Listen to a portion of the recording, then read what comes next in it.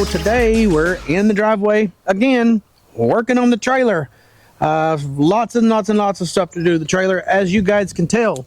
Today we are looking at the Openroad 10-gallon pressurized water tank. So if you guys have been watching the channel for a while, you know that I've got the 5-gallon pressurized water tank on my Jeep, which I've remounted somewhere else, by the way, and I don't know if you guys have seen that, so we're going to show that eventually as well. But I got the 10-gallon pressurized water tank for my trailer. I was just going to bring it to you, and we're going to talk a little bit about it and go over a few things that came with it. So in the intro, you guys have seen the box, the unboxing, and all that stuff. The only thing I haven't unboxed is the hardware kit here, and I wanted to show you guys what was in that. So we'll start off with their mounting brackets. So in the intro, you guys have seen the end of the tank, and we'll show that again, I'm sure. There's tracks on the back side in this general vicinity. There is tracks, 2 of them underneath, and then there's one here about on the 45 right here. I don't really know exactly what you would use right there or not, but these right here are little spacers, and they mount underneath it. These will bolt to your tank, and then this will bolt to your rack or whatever you're going to be mounting it to. So it comes with 2 of these, so you'll be able to space these out on your bars, wherever you want to put them, whatever kind of rack that you've got or wherever you're mounting it, and use these to allow you to mount that. Okay, and then we've got the actual hose. If I can get it open. This is the actual hose for it, and it comes with a little protective cover on it right here, and you got a little protective cover on this side right here. Now we're going to take these off whenever we install them into the actual shower wand, and I will get that out. This is the actual shower wand that comes with. This is the same thing that's going to be on the 5-gallon. And then all we're going to do is we're going to screw it onto this, and I do believe it's already got its like the silicone washer on the inside, kind of like your water hose on your back of your house would have on it. And you just put it on here, and then it'll seal itself off, and you'll have all these different settings. And then we'll look at that here in a little while. And then you have the actual hardware. So you have your bolts to, you got your T bolts here, so you can slide into your T slots under here, which we're not going to use for this application. For this application, I'm going to have to fabricate something. So I will show you guys this. I will break off, I will build that I'm going to use, and I will show you guys before I go how I'm going to mount it. But it does come with a single wrench. It comes with your quick disconnect that you're going to screw that on the end of your shut off right here, so that you can quick disconnect on and off. And then, like I said, here's all your mounting bolts to mount it. Okay, so let's go over some specifics on prices and the tank and things like that. So this 10-gallon tank is normally $699.99. It's got on the time of the recording right now, you have a $250 savings. So this tank right here, 10 gallons, is $449.99. And that's just to buy the tank. You can buy this tank with the water heater, Openroad water heater that they sell as well as a package deal, and then you're looking at $599.99 for both of those. Or you can buy the water tank with the shower awning V2, which I have one of those on my Jeep, and you have seen those on my channel, or that on my channel if you have been watching for any length of time. And that is going to be $699.99. So you can get this 10-gallon tank and that shower awning for $699. That's pretty darn good. That's pretty darn good in my opinion. So the length of this thing is 78 inches. It's 7.8 inches wide, and it's 5.9 inches tall. So take that in consideration when you're looking for a mounting place. And you're not going to want to leave water in this during the winter. It's going to freeze, so don't do that. That's not going to end very well. I don't know if there's an option to put heat strips on it. I don't know, but I've not kept water in mine in the winter time, so There is that. Let me see here. So the frame is out as aluminum alloy. So the 5 gallon, if you decide to get the 5 gallon one, its weight is 20.7 pounds. And if you decide to get the 10 gallon one, the weight of this one right here is 41.2 pounds. And that's before you put water in it. So keep that in mind when you're going to mount this thing. The weight of this, where you're going to be mounted on the top of your Jeep as far as your center of gravity, and well, you know, just the all around weight and the length of this thing. The length of this thing is going to take up the whole top of your Jeep. So remember that if you got a rooftop tent up there.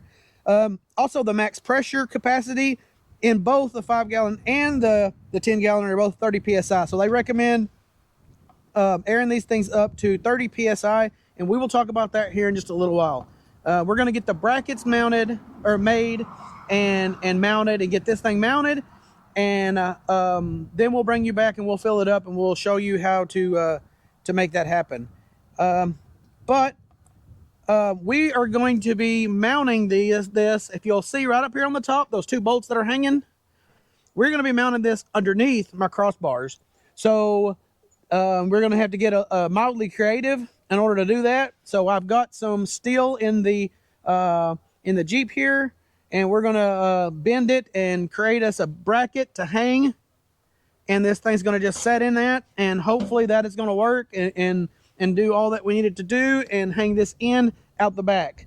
I'm going to go ahead and take you off the tripod because my wife's got to get the girls here just a second. And I wanted to show you the end here. This right here is your main shutoff. So you can, it's got a ball valve on the inside, and this is your main shutoff. This is where you're going to put your quick connect. And then here is an actual water level indicator so that you can see from the end of your vehicle or wherever you got it mounted how much water you're getting. It's got it in 1, 2, 3, 4, 5, and it's even got up to 6 gallons. So you could actually put, it's a 10 gallon tank, but it shows up to 6 gallons. So you can be aware of what you've got. Here's the T-slot in the back that I talked about, and here's the 2 in the bottom that you're going to mount those 2 brackets. And then here's one in the front right here, which I'm not incredibly sure what all the specifics on how you would mount that would be, but I've mounted it under here and that's all I've done. But we are going to be mounting this underneath here for right now. I will bring you guys back here in just a little while because we have to make the brackets, and when we get them made, I'll bring them back and I'll show you what we've done, how we're thinking about getting these things mounted, and we'll go from there. See you guys back in just a little bit.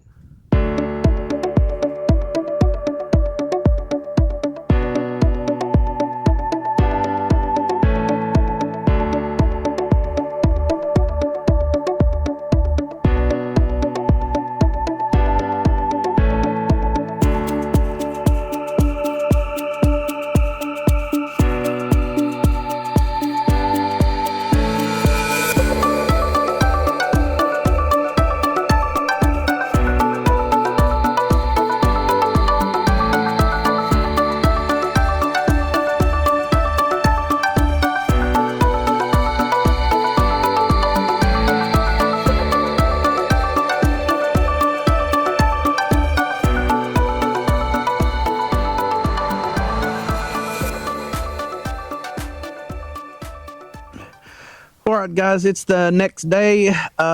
We got our brackets mounted, as you should have already seen in the little scenes before this. Kind of interesting making those brackets, so it's still hoping that that's gonna work. It seems pretty sturdy, and you'll get to see that here in just a second. It's hanging behind me. Maybe you might be able to see it. But we're going to go ahead and put together the hoses and the lines and things like that. We're going to pressurize it. Then I'm going to show you what kind of pressure you get out of this. I'm kind of anxious to see what I can get out of this 10 gallon or if it's anything comparable to the 5 gallon. So let's get started. All right, so these hoses come with these little protective deals on the end of them. This one has the rubber on it, so you don't need to use any Teflon tape or anything like that. And then if you take this off, there's going to be a rubber washer, yeah, down in the end of this right here, so that you don't have to worry about Teflon tape. So we're going to take this quick connect in, and we're going to put on here. Now, keep in mind that this is just plastic right here, this side. So we don't want to get incredibly crazy with it. I did bring my channel locks over here so I could make this a little easier. That'll work. Now on this end, you got this little ring right here with that's threaded. Make sure that this seal is on there. If the seal isn't on there, check your package, because that's where mine was at. I just got it and I put it on here. Okay. And then this side right here is what's going to go on this plastic piece here. So just like if a camper shower, I actually have a better camper shower nozzle from a camper that I had, and I'm probably going to end up using that.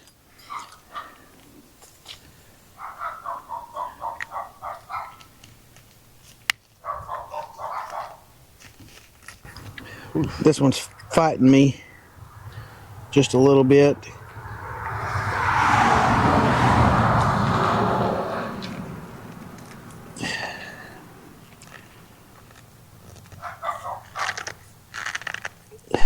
Here, turn that thing off. Okay, so little minor technical difficulties. I wasn't sure if that seal was supposed to go in there or not, and it's just an extremely tight fit. Yes, it does. I looked at my 5-gallon to make sure what I'd done with the hose on that 5-gallon tank, and it absolutely does go back here in order to stop that leak. So the other seal that's in here, it absolutely goes here. Just be really careful, because like this is plastic going on plastic, and the threads are not the best. So, you know, just force it on there and make the threads catch, and then tighten it on there. And then as you can see, we've got some water coming out of there right there. But we are going to pressurize this thing now. I'm gonna let that thing hang there.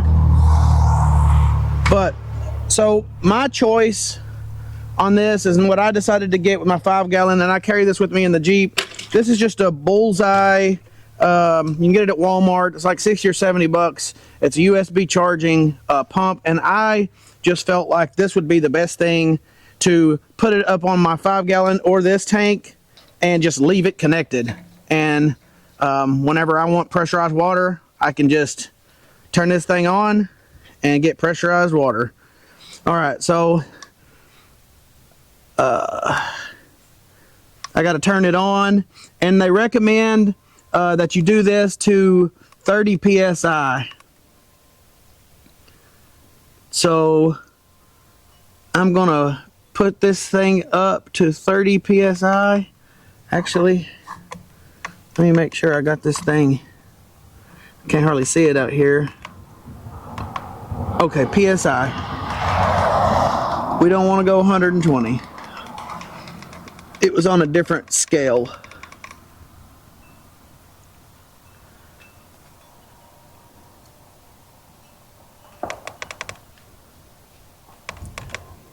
Okay, 30 psi, you see it?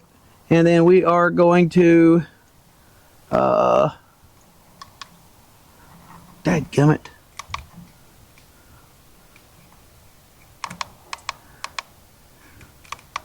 Okay, 30 psi.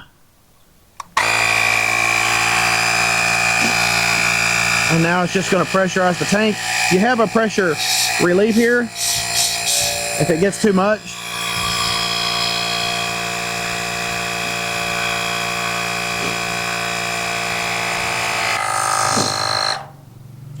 Now we're at 30 psi. Now keep in mind, whatever kind of pump you get could be different than mine. Mine, once it gets below 30, it will not kick it back on. I have to actually manually hit it and kick it on. But my thinking was, well, one, if you have an actual pump for the shower, which I want to play with that myself and see if it'll actually pull water out of it, because if it's got the cap on it, it's going to create a suction, and will the pump actually pull the water out? Will I have to pull the cap off in order to allow it to flow or not? I don't know, but I do have the hot water heater or water heater in the house. We're going to do another video on that to see how that works out and go from there. But we're setting at 30 psi. Let's see.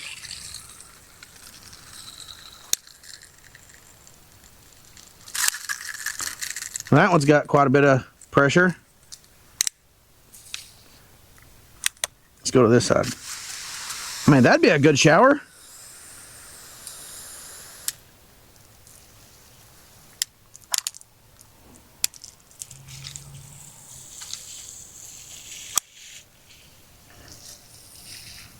Be a pretty good shower.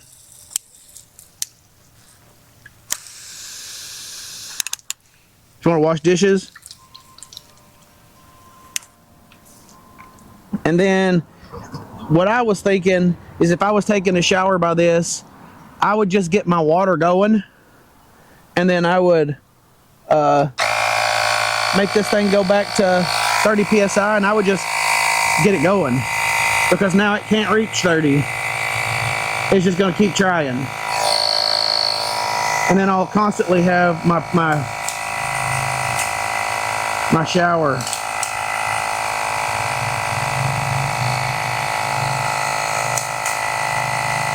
That would be a pretty good shower.